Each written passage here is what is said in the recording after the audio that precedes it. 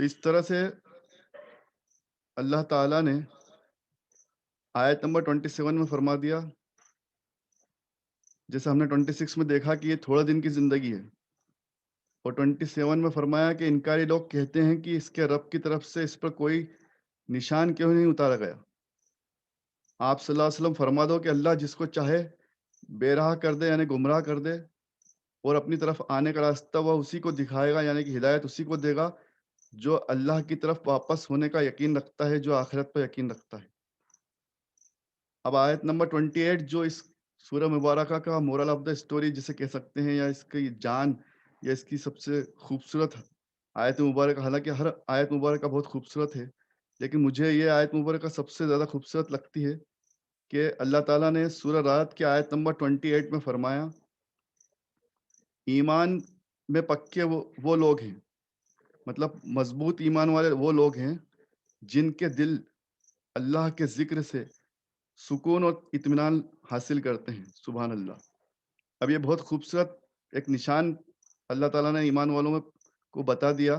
ایمان والوں کے لیے ایک سگنل ہے، ایک پہچان ہے، ایک نشانی ہے کہ اگر اللہ کا ذکر کیا جائے تو ان کے دل کو سکون ملتا ہے، اطمینان حاصل ہوتا ہے۔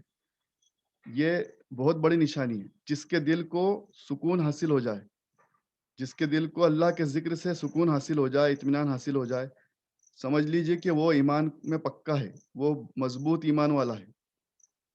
تو یہ فرمایا کہ جن کے دل اللہ کے ذکر سے چین اور تسلی پاتے ہیں، اور آگاہ ہو جاؤ کہ اللہ کے ذکر سے ہی دلوں کو اطمینان حاصل ہوتا ہے۔ سبحان اللہ۔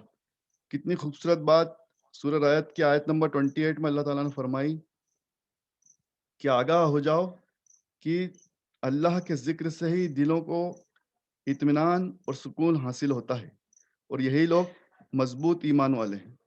سبحان اللہ۔ تو اس بات کو بھی دھیان دینا ہے کہ اللہ تعالیٰ نے ہم سب کو یہ نشاندہی فرما دی کہ اللہ کے ذکر سے ہمارے دل کو تسلی اور اطمینان حاصل ہونا چاہیے۔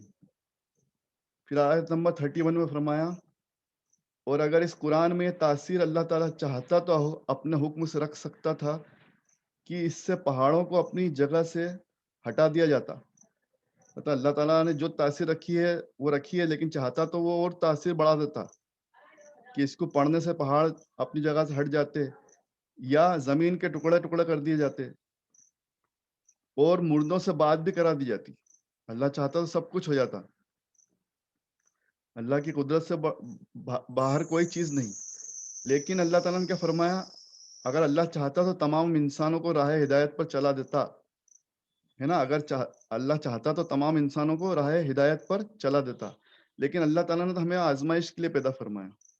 تو اللہ تو یہ چاہتا ہے، یہ دیکھنا چاہتا ہے کہ کون راہ حق پر آتا ہے اور کون بھٹک جاتا ہے، کون ہدایت حاصل کرتا ہے، کون ہدایت حاصل نہیں کرتا ہے۔ اللہ تعالیٰ نے فرما دیا نبی کریم صلی اللہ علیہ وسلم کو کہ ہم جب اتنا سب کچھ کر سکتے ہیں تو ہم تو چاہتے تو ان کو سب کچھ کر کے دکھا دیتے اور انہیں ہدایت بھی دے دیتے، لیکن ہم تو یہ دیکھنا چاہتے ہیں، ہم نے تو انسان کو آزمائش کے لیے پیدا فرمایا۔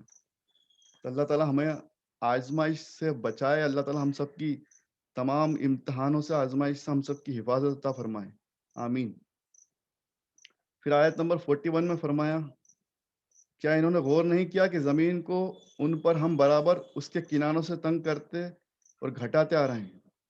اب یہ بھی سمجھنے والی بات ہے کہ گلیشیئرز اور سمندر اور یہ سب دھیرے دھیرے گلیشیئر پگھل رہے ہیں، سمندر بڑھتا جا رہا ہے، پانی بڑھتا جا رہا ہے۔ بامبے میں دیکھیں ہم، ہے نا، یا چنئی میں دیکھیں ہم، جہاں جہاں سمندر دیکھنے کو ملتا ہے وہاں پر کنارے ٹوٹ رہے ہیں، کنارے سے زمین دھس رہی ہے۔ اور یہ قرآن میں کب سے فرما دیا اللہ تعالیٰ نے کہ انہوں نے غور نہیں کیا کہ زمین کو ان پر ہم برابر اس کے کناروں سے تنگ کرتے گھٹاتے آ رہے ہیں۔ مطلب اللہ تعالیٰ اس طرح سے زمین کو تنگ کر رہا ہے۔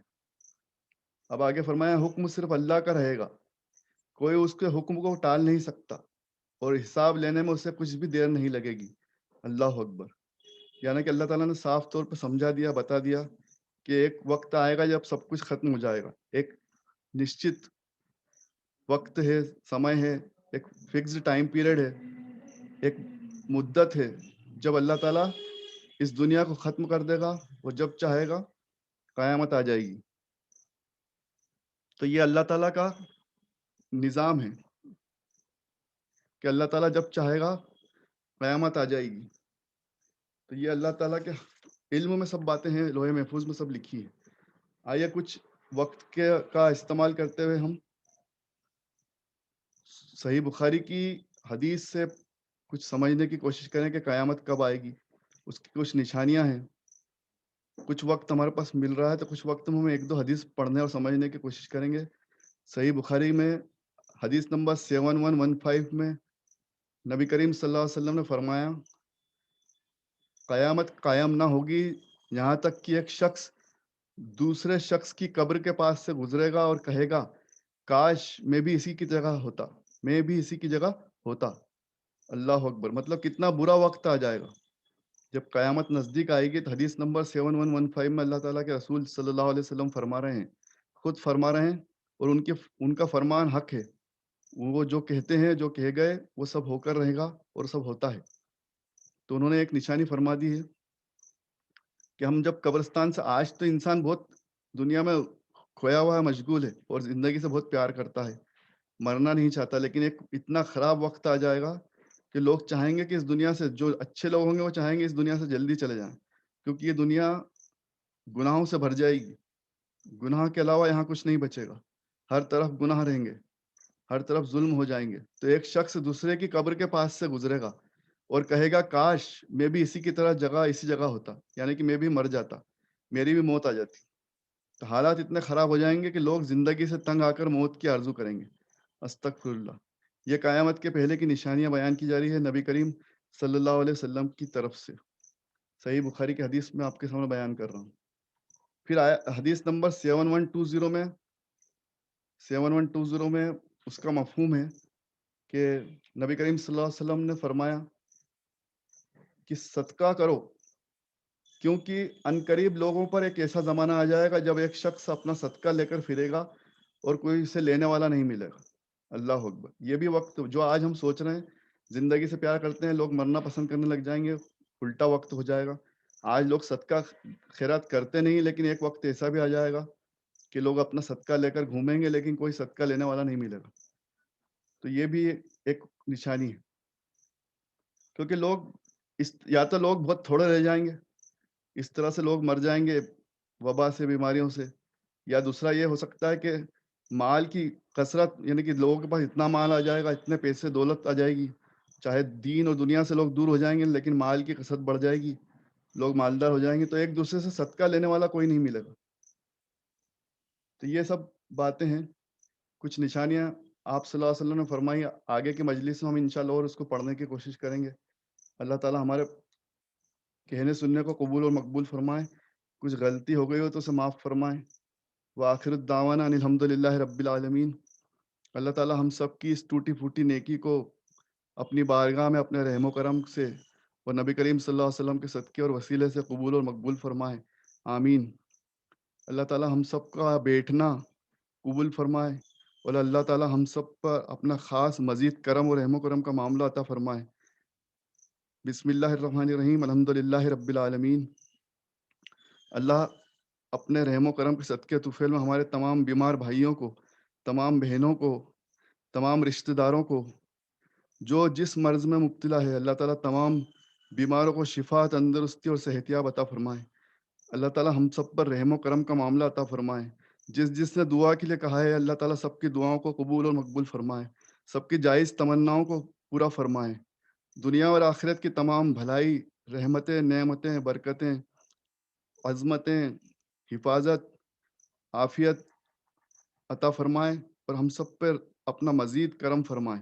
ہم سب کی تمام دعاؤں کو اپنے محبوب نبی کریم صلی اللہ علیہ وآلہ وسلم کے صدقے طوفیل میں قبول اور مقبول فرمائے.